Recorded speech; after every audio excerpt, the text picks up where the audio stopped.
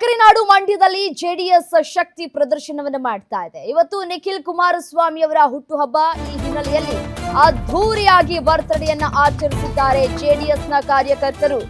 ನಿಖಿಲ್ ಹುಟ್ಟುಹಬ್ಬದ ಹೆಸರಲ್ಲಿ ಜೆಡಿಎಸ್ ಶಕ್ತಿ ಪ್ರದರ್ಶನವನ್ನ ಮಾಡ್ತಾ ಇದೆ. ಮಂಡ್ಯದ ಲಕ್ಷ್ಮೀ ಜನಾರ್ದನ ದೇವಸ್ಥಾನದಲ್ಲಿ ವಿಶೇಷವಾಗಿ ಪೂಜೆಯನ್ನ ಸಲ್ಲಿಕೆ ಮಾಡಲಾಗಿದೆ.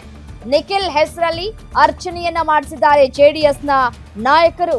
ಪೂಜೆ ಬಳಿಕ ಪಟಾಕಿಯನ್ನ ಸಿಡಿಸಿ ಸಿಹಿಯನ್ನ ಹಂಚಿ ಸಂಭ್ರಮಿಸಿದ್ದಾರೆ. ಹೊಳಲು ವೃತ್ತ ಕಾಳಿಕಾಂಬಾ ದೇಗುಲದವರೆಗೂ ಕೂಡ ಮೆರವಣಿಗೆಯನ್ನ ಮಾಡಿದ್ದಾರೆ. ಇವತ್ತು ನಿಖಿಲ್ ಕುಮಾರಸ್ವಾಮಿ ಅವರ ಹುಟ್ಟುಹಬ್ಬ ಆದಂತಹ ಹಿನ್ನೆಲೆಯಲ್ಲಿ ಅವರ ಹುಟ್ಟುಹಬ್ಬದ ಹಿನ್ನೆಲೆ ಒಂದ್ ಕಡೆ ಸಂಭ್ರಮಾಚರಣೆಯ ಜೊತೆಗೆ ತಮ್ಮ ಶಕ್ತಿ ಪ್ರದರ್ಶನಕ್ಕೆ ಮುಂದಾಗ್ತಾ ಇದ್ದಾರೆ.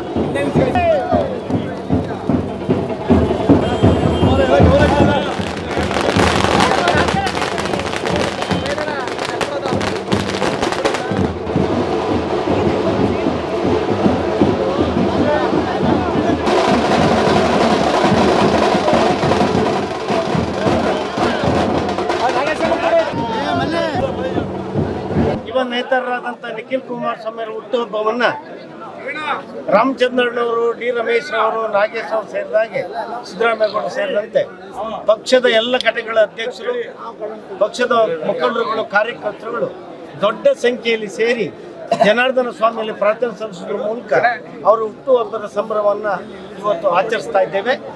ಈ ಸಂದರ್ಭದಲ್ಲಿ ನಾವು ದೇವರಲ್ಲಿ ಪ್ರಾರ್ಥನೆ ಮಾಡಿದ್ದೇವೆ. ಮುಂಬರುವ ಚುನಾವಣೆಯಲ್ಲಿ ಜಾತ್ಯತೀತ ಜನತಾದಳ ಅಧಿಕಾರಕ್ಕೆ ಬರಬೇಕು. ನಮ್ಮೆಲ್ಲರ ನೆಚ್ಚಿನ ನಾಯಕರು, ಕೇಂದ್ರ ಸಚಿವಂತ ನಿಖಿಲ್ ಕುಮಾರಸ್ವಾಮಿ ಅವರು ಈ ರಾಜ್ಯದ ಮುಂದಿನ ಮುಖ್ಯಮಂತ್ರಿಗಳಾಗಬೇಕು. ಹಾಗೆ ನಿಖಿಲ್ ಕುಮಾರಸ್ವಾಮಿ ಅವರಿಗೂ ಕೂಡ ಜನಪ್ರತಿನಿಧಿಯಾಗಿ ಸಚಿವರಾಗಿ ಕೆಲಸ ಮಾಡುವಂಥ ಅವಕಾಶ ಸಿಕ್ಕಬೇಕು.